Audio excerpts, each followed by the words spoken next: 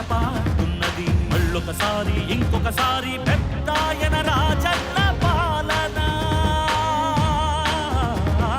కన్నుల ముందుకు రావాలంటే, కన్నుల పండుగ కావాలంటే, ప్రజల గుండెలో ప్రతిధ్వనించే ప్రత్యేక హోదా ఇవ్వాలంటే